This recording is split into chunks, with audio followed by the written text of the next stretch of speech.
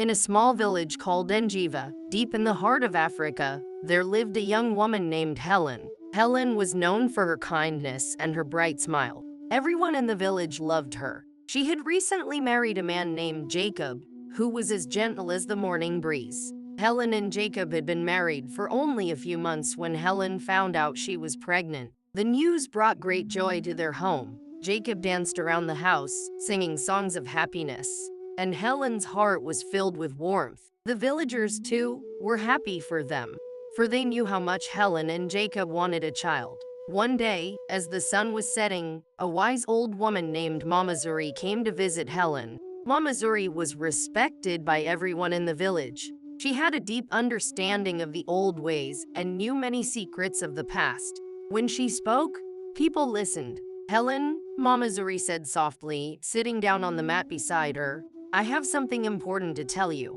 Helen looked at Mama Zuri with curious eyes. What is it, Mama?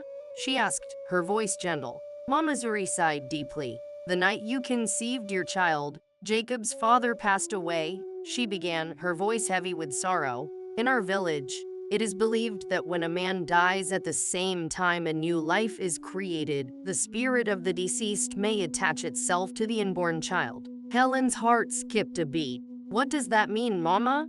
Mama Zuri looked into Helen's eyes, her own filled with concern. Some say it is a curse, my child. They believe that the spirit of Jacob's father might bring bad luck or cause problems for your baby. Helen felt a cold shiver run down her spine. She had heard stories of such things before, but she never imagined it would happen to her. What should I do, Mama?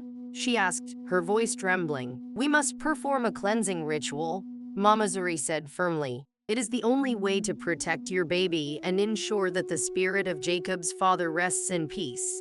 Just then, Jacob entered the room. He had been listening from outside and was worried. Mama Zuri, please tell me more about this ritual. What we need to do? Mama Zuri looked at Jacob with understanding. We will need to gather some special herbs from the forest, and we must offer a prayer at the sacred tree by the river. The ceremony must be done under the light of the full moon, which is only 3 nights away. Helen and Jacob exchanged worried glances, but they knew they had to trust Mama Zuri. They nodded in agreement, their hearts heavy but determined to protect their unborn child. The days passed quickly, and soon the night of the full moon arrived. Helen and Jacob followed Mama Zuri deep into the forest, where they gathered the special herbs. The forest was dark and filled with strange sounds, but they held onto each other for strength. As they reached the sacred tree by the river, Mama Zuri began to prepare the ritual. She mixed the herbs with water and began to chant ancient words, asking the spirits to protect Helen's baby. The full moon shone brightly in the sky, casting an eerie glow over the scene. Helen could feel her heart pounding in her chest, and she squeezed Jacob's hand tightly. But as Mama Zuri continued her chant, something unexpected happened. As Mama Zuri chanted, the wind began to blow harder, rustling the leaves of the sacred tree. The river, which had been calm, started to ripple, and the air around them grew colder. Helen and Jacob stood close together, their eyes wide with fear and wonder. Suddenly, a deep, rumbling sound came from the earth beneath them. The ground shook slightly, and a soft mist began to rise from the river. The mist swirled around them, making it difficult to see. Helen held her breath, unsure of what was happening. Mama Zuri did not stop her chant. Her voice grew louder and stronger, as if she were calling out to someone or something beyond the mist. The mist began to glow faintly, and in the center of it, a shadowy figure started to take shape. Helen gasped as she saw the figure. It was tall and slender, with features that were hard to make out. But as the figure moved closer, Helen could see it was the spirit of an old man, his face kind but sad. Jacob, do you see that? Helen whispered, her voice trembling. Jacob nodded, his eyes fixed on the figure. Yes, Helen, I think it's my father. The spirit of Jacob's father floated closer, stopping just in front of them. He looked at Helen with eyes that were filled with a deep sorrow. Helen could feel the weight of his sadness, and her heart ached for him. My child, the spirit spoke, his voice soft and echoing. I did not mean to bring harm to you or your baby. I did not know my passing would cause this pain. I wish only for peace, for you and my grandchild. Tears filled Helen's eyes as she listened to the spirit's words. "What can we do to help you find peace?" she asked. Mama Zuri stepped forward, her voice calm and steady. "Spirit of Jacob's father, we ask you to accept our offerings and to let go of the ties that bind you to this world. We will honor your memory, but you must allow the child to be born without your burden." The spirit nodded slowly. "I will accept your offerings, and I will find peace, but I must leave something behind to protect the child, a gift, so that he or she may grow strong and wise." With that, the spirit reached out and touched Helen's belly gently. A warmth spread through Helen's body, and she felt a deep sense of calm wash over her. The spirit then turned to Jacob. "Take care of them, my son," the spirit said, his voice fading. "I will watch over you from the other side." As the spirit of Jacob's father began to fade, the mist around them started to lift, and the wind died down. The forest was quiet again, and the river returned to its gentle flow. Mama Zuri finished her chant, and the glow from the mist disappeared. "It is done," Mama Zuri said, her voice filled with relief. "The spirit has found peace, and your child is safe." Helen and Jacob looked at each other, their hearts filled with gratitude. They knew that the spirit of Jacob's father would now rest, and their baby would be born free of any curse. But as they prepared to leave the sacred tree, a strange feeling lingered in the air. Mama Zuri looked up at the sky, her brow furrowed. "The spirit left a gift," she said quietly, almost to herself. "But what kind of gift? We do not yet know." Helen and Jacob exchanged a glance, a mix of hope and uncertainty in their eyes. What would this gift mean for their child? Would it be a blessing, or something more mysterious? The answers, they knew, would only come with time. Days turned into weeks, and Helen's pregnancy continued without any problems. The villagers noticed how healthy and strong she looked, and many commented on the glow that seemed to surround her. Jacob was overjoyed, often placing his ear against Helen's belly to feel their baby moving inside. But even with the peaceful days, Helen couldn't forget Mama Zuri's words about the gift left by the spirit of Jacob's father. She often wondered what it could be, but she kept her worries to herself, not wanting to spoil the happiness that filled their home. One afternoon, as the sun was high in the sky, Helen decided to visit Mama Zuri again. She felt the need to talk to the wise old woman, hoping to learn more about what to expect. When Helen arrived at Mama Zuri's hut, she found the old woman sitting outside, weaving a basket. Mama Zuri looked up and smiled warmly when she saw Helen. "Come, sit with me, my child," Mama Zuri said, patting the space beside her. Helen sat down, feeling the warmth of the sun on her skin. "Mama, I've been thinking about what happened that night by the river," she began, her voice soft. "You said the spirit left a gift for my child. Do you know what it might be?" Mama Zuri put down her basket and looked into Helen's eyes. Helen, the spirit of Jacob's father, was a strong and wise man in life. His love for his family was deep, and even in death, he wished to protect you and your child. The gift he left could be many things: strength, wisdom, or perhaps even a special connection to the spirits. But it is not something we can fully understand until your child is born. Helen nodded slowly, taking in Mama Zuri's words. "So I must wait and see," she said, her voice filled with determination. "I will protect my child and love them no matter what this gift may be." Mama Zuri smiled, a proud look in her eyes. "You have a brave heart, Helen. Remember that no matter what comes, you are not alone. The ancestors watch over you, and I will be here to guide you." Feeling reassured, Helen thanked Mama Zuri and made her way back home. As she walked through the village, she noticed the vibrant life around her: the children playing, the women chatting as they pounded yams, the men returning from the fields. It filled her with a sense of peace and belonging. But that night, something unusual happened. Helen was fast asleep when she suddenly awoke, feeling a strange sensation in her belly. It wasn't pain, but rather a warmth that seemed to pulse through her body. She sat up in bed, trying to understand what was happening. Beside her, Jacob was still sleeping soundly. As Helen looked around the room, she noticed a faint glow coming from her belly. It was soft, almost like the light of the moon, but it was definitely there. She placed her hands on her belly, and the warmth grew stronger. Helen felt a sense of calm, as if the light was reassuring her. Then she heard a soft whisper, not from the room, but from within herself. "Do not be afraid, my child. I am with you." Helen's eyes widened. She recognized the voice. It was the spirit of Jacob's father. The glow from her belly seemed to pulse in rhythm with the voice, and she felt a deep connection to it. "What is happening?"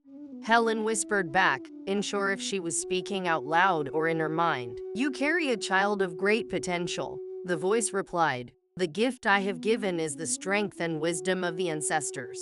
This child will be special, Helen, but you must guide them with love and care." The glow began to fade, and the warmth slowly left Helen's body. She lay back down, her mind racing with thoughts. The voice of Jacob's father echoed in her ears, filling her with both hope and a sense of responsibility. Helen knew she had to share this experience with Jacob, but as she looked at him, still peacefully asleep, she decided to wait until morning. There was so much she didn't understand yet, and she wanted to gather her thoughts. As she drifted back to sleep, Helen couldn't help but wonder what kind of child she was carrying. What did it mean to have the strength and wisdom of the ancestors? What challenges would they face?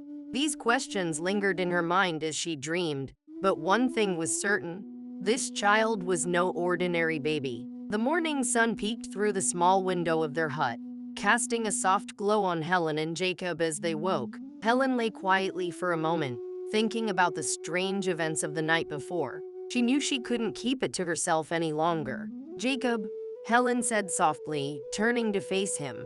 Jacob, still groggy from sleep, blinked his eyes open and smiled at her. "Good morning, my love. Did you sleep well?" Helen hesitated, then shook her head. "Something happened last night. I need to tell you." Jacob immediately sat up, concern filling his eyes. "What is it? Are you feeling okay? Is the baby?" "The baby is fine," Helen reassured him, placing a hand on her belly. "But I had an experience. I think it was the spirit of your father. He spoke to me again." Jacob's eyes widened, and he listened intently as Helen described the warmth, the glow, and the voice that had comforted her. When she finished, Jacob was silent for a moment, processing everything. "He said our child would be special," Helen continued, "that the baby has been given the strength and wisdom of the ancestors. But I don't know what that means or what we should do." Jacob took Helen's hand in his, squeezing it gently. "Helen, I believe my father is watching over us, just like Mama Zuri said. If he says our child will be special, then we must trust that. We'll raise our baby with all the love and care we can give." Helen nodded, feeling a mixture of relief and anxiety. "But what if it's too much for us? What if we don't know how to guide them?" Jacob smiled softly. "We'll learn together, Helen, and we have Mama Zuri and the entire village to help us. We're not alone." Feeling reassured by Jacob's words, Helen felt a little more at peace. She knew that whatever challenges lay ahead, they would face them together. As the days passed, the strange events continued. Helen noticed that her dreams were becoming more vivid and filled with symbols she couldn't understand. She often saw images of animals, trees, and rivers, all intertwined with the faces of people she didn't recognize. Each morning, she would tell Jacob about these dreams, and they would try to make sense of them together. One night, as Helen was falling asleep, she had a different kind of dream. She found herself standing in a vast, open field, surrounded by tall grass that swayed gently in the wind. In the distance, she could see a large, ancient Bobab tree, its roots stretching deep into the earth. As Helen walked toward the tree, she noticed a small child standing at its base. The child had bright, curious eyes and a smile that seemed to light up the entire field. Helen felt an instant connection to the child, and as she drew closer, she realized something startling. The child looked just like her. "Who are you?" Helen asked, kneeling down to the child's level. The child smiled and reached out to touch Helen's hand. "I am your future," the child said in a voice that echoed with wisdom beyond their years. "I carry the gifts of the ancestors, but I need your guidance, Mama." Helen's heart swelled with love and protectiveness. "I will guide you, my child," she promised. "I will do everything I can to help you grow strong and wise." The child nodded and then pointed to the Bobab tree. "This tree is our connection to the past and the future. It holds the wisdom of those who came before us. Whenever you feel lost, come here in your dreams, and you will find the answers you seek. Helen looked up at the tree, feeling its ancient power. Thank you, she whispered, understanding the importance of the tree in a way she hadn't before. When Helen woke the next morning, she felt a deep sense of peace and purpose. She knew that the baobab tree in her dream was a symbol of the wisdom and strength her child would inherit. It was a reminder that the answers she needed were always within her reach, if she was willing to seek them out. Excited to share her dream with Jacob, Helen quickly recounted the experience. Jacob listened carefully, nodding as she spoke. The baobab tree is a sacred symbol, Jacob said thoughtfully. It represents life, strength, and resilience. If our child is connected to it in your dreams, then it must be a sign that the ancestors are truly guiding us. Helen agreed, feeling more confident than ever. I believe we are ready, Jacob. Whatever challenges come our way, we will face them with the wisdom of the ancestors and the strength of our love. But even as they prepared themselves for the arrival of their special child, Helen couldn't shake the feeling that there was still more to discover, secrets that the baobab tree might reveal only when the time was right. As Helen's pregnancy progressed, the village of Enjiva buzzed with anticipation. The elders whispered among themselves, sensing that something extraordinary was about to happen. Meanwhile, Helen and Jacob spent their days preparing for the baby's arrival, with the wisdom of Mama Zuri guiding them at every step. One evening, as the sun dipped below the horizon, casting the sky in hues of orange and pink, Mama Zuri visited Helen and Jacob's home. She brought with her a bundle wrapped in colorful cloth. Helen, Jacob, Mama Zuri greeted them warmly. I've brought something that will help you in the days to come. Helen and Jacob invited her inside. Curiosity piqued. Mama Zuri carefully unwrapped the bundle, revealing a small, intricately carved wooden figure of a woman cradling a child. This is the spirit doll of Moyo, the goddess of motherhood and protection, Mama Zuri explained. She is a powerful guardian, and her presence will bless your home and your child. Helen reached out to touch the doll, feeling a sense of peace as her fingers brushed the smooth wood. Thank you, Mama Zuri. We are grateful for your guidance. Mama Zuri nodded, her eyes filled with affection.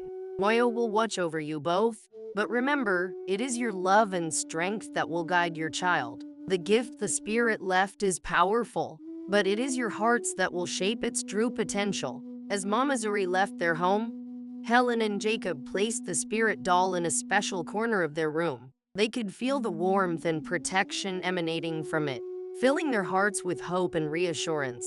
That night, as Helen slept, she found herself back in the dream field with the tall grass and the ancient baobab tree. But this time, the child was not alone. Surrounding the tree were figures dressed in traditional clothing, their faces wise and serene. Helen recognized them as the ancestors, the ones who had come before, watching over the living. The child, still standing by the tree, looked at Helen with a knowing smile. Mama, the time is near. The ancestors are with us. They will guide you when I am born. Helen stepped closer to the child, feeling the presence of the ancestors around her. I am ready, my child. We are ready. The child reached out, placing a small hand on the tree trunk. Suddenly, the tree began to glow with a soft, golden light. The light spread from the tree, flowing through the ground and into Helen's feet, filling her with a warmth that felt both powerful and comforting. You have the strength of the ancestors, the child said. When you need help, remember this light. It will guide you through any darkness. As the dream began to fade, Helen felt the warmth linger in her heart. She knew the child was right. The light of the ancestors would always be with her, guiding her through whatever challenges lay ahead. When Helen awoke the next morning, she felt a calm confidence.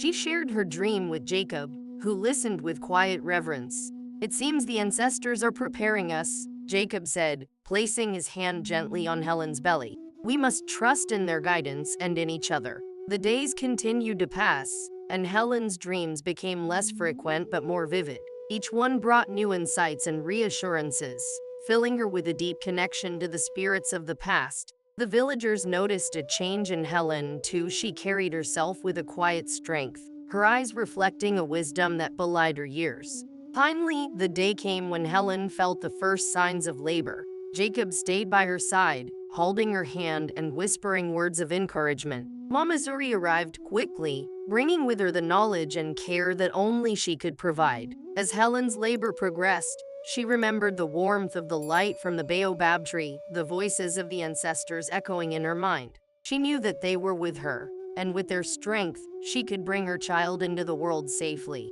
Hours passed, and the sun began to set, painting the sky with the colors of dusk. Just as the last light of day slipped beneath the horizon, Helen heard a cry, a strong, healthy cry that filled the room with life. "Helen, you've done it," Jacob whispered, tears of joy in his eyes. Mama Zuri gently placed the newborn in Helen's arms, her face beaming with pride. A strong child, born under the protection of the ancestors. Helen looked down at the baby, feeling an overwhelming sense of love and awe. The child's eyes were bright and alert, and as they locked onto Helen's, she felt that same warmth from her dreams, as if the light of the baobab tree was shining within her child. Jacob leaned in, his voice filled with emotion. "Our child is here, Helen. A new life, filled with the strength and wisdom of those who came before." Helen smiled, cradling the baby close. "Welcome to the world, little one. We will guide you, protect you, and love you, just as the ancestors have guided and protected us." As the night settled over the village, a sense of peace filled the air. The spirit of Jacob's father, the ancestors, and the light of the baobab tree would continue to watch over them, guiding the new family on their journey. But even as Helen and Jacob held their newborn child, they couldn't shake the feeling that this was only the beginning of a much larger story, one that would unfold in the years to come, shaped by the gifts and challenges that lay ahead. As the days turned into weeks, Helen and Jacob adjusted to life with their newborn child, whom they named Bayo, meaning Jai meets the world. Bayo was no ordinary baby. From the moment he was born, it was clear he was special. He was calm and observant, his bright eyes always taking in the world around him with a wisdom far beyond his years. The villagers, too, noticed that Bayo had a unique aura about him. Animals seemed drawn to him, and even the most stubborn goats and restless chickens would calm down in his presence. The elders, who had once whispered about the curse, now spoke in hushed tones about the blessings that had been bestowed upon Helen's family. As Bayo grew, it became clear that the gift from the ancestors was real. By the time he was a toddler, Bayo displayed a deep understanding of things most children his age could not grasp. He could sense when someone was sad and would comfort them with a gentle touch or a kind word. He seemed to have a connection to the natural world that was almost magical, knowing when rain would fall or when the crops needed special attention. One evening, when Bayo was about 5 years old, Helen and Jacob took him to visit Mama Zuri. They wanted to talk about the dreams Helen had had during her pregnancy and the strange gifts their son seemed to possess. Mama Zuri welcomed them warmly, her wise eyes twinkling as she looked at Bayo. "He is a special child, indeed," Mama Zuri said, after observing Bayo quietly playing with some stones on the floor. "The ancestors have given him many gifts, but with these gifts come responsibilities. He will be a bridge between the world of the living and the spirits." Helen's heart swelled with pride, but she also felt a twinge of worry. "Mama Zuri, how do we guide him? How do we help him understand his gifts?" Mama Zuri smiled gently. "You have already done so much, Helen. You have given him love and a safe home. Continue to teach him about our ways, about the importance of kindness, wisdom, and respect for all living things. He will learn from you and from the world around him." Jacob nodded in agreement, feeling reassured. "We will do our best, Mama Zuri. We will help Bayo grow into the man the ancestors have destined him to be." As they left Mama Zuri's hut, Helen felt a deep sense of peace. She knew they were on the right path, and that Bayo was surrounded by love and guidance from both his family and the spirits. Years passed, and Bayo grew into a young man of remarkable character. He was known throughout the village for his wisdom, compassion, and the ability to bring harmony wherever he went. When disputes arose, it was Bayo who mediated, calming tempers and finding solutions that satisfied everyone involved. When the crops struggled, it was Bayo who knew just the right time to plant, ensuring a bountiful harvest. The villagers came to see Bayo as a leader, despite his young age. They would often seek his advice on matters great and small, trusting in the wisdom that flowed from the ancestors through him. Helen and Jacob watched with pride as their son fulfilled the destiny that had been whispered about since before his birth. One day, as Bayo sat beneath the ancient Bobab tree that had appeared so often in Helen's dreams, he felt a familiar warmth wash over him. He closed his eyes and listened, and in the quiet rustle of the leaves, he heard the voices of the ancestors. "You have done well, Bayo," the voices said, echoing softly in his mind. "You have brought peace and prosperity to your people, but there is more for you to do. The world beyond this village needs your light." Bayo opened his eyes, feeling a deep sense of purpose. He knew that his journey was far from over. The gifts he had been given were not just for the people of Njiva, but for all those who needed help and guidance. When Bayo shared his thoughts with Helen and Jacob, they listened with full hearts. Helen, though she felt the pang of a mother knowing her child would leave, also felt the pride of knowing he was fulfilling his destiny. "You must follow the path that has been laid out for you," Helen said, holding Bayo's hands. "But remember, no matter where you go, you will always carry the love of your family and the wisdom of the ancestors with you." Jacob nodded in agreement. "You have a great journey ahead of you, Bayo. Go and bring light to those who are in darkness. We will always be here for you, waiting with open arms." With their blessings, Bayo set out on his journey beyond the village of Njiva. He traveled far and wide, helping those in need, spreading peace and wisdom wherever he went. His reputation as a healer and wise man grew, and people from all over the land sought him out, hoping to learn from him or simply to be in his presence. Years later, when Bayo finally returned to Njiva, he was no longer the boy who had left, but a man whose name was known in every corner of the land. He had fulfilled the destiny the ancestors had set for him, and in doing so, he had brought honor to his family and his village. Helen and Jacob, now elders themselves, welcomed their son home with joy and pride. The village celebrated his return with a grand feast, honoring not only Bayo but also the ancestors who had guided him. As the celebration continued late into the night, Bayo sat quietly beneath the Bobab tree, feeling the familiar warmth of the ancestors' presence.